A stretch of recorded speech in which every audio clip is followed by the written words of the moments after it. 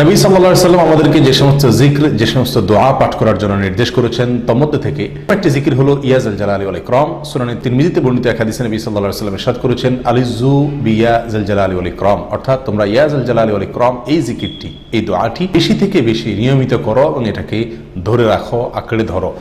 আল্লাহ সুবহানাহু ওয়া তাআলার গুণবাচক নামের অন্যতম একটি নাম হলো ইয়া যাল জালালি ওয়াল ইকরাম, যার অর্থ হলো হে জালাল অর্থাৎ সৌন্দর্য, পূর্ণতা এর মালিক, বড়ত্বের অধিকারী, ওয়াল ইকরাম অর্থাৎ হে দাতা, হে মহান দানশীল, হে মুক্ত হস্তে এবং উদার হস্তে দানকারী। এই নামে আল্লাহ সুবহানাহু ওয়া তাআলাকে ডাকা বা আহ্বান করার মাঝে একাধারে আল্লাহ সুবহানাহু ওয়া তাআলার প্রশংসাও করা হয়, আবার তার কাছে চাওয়া হয়, প্রার্থনাও করা হয়।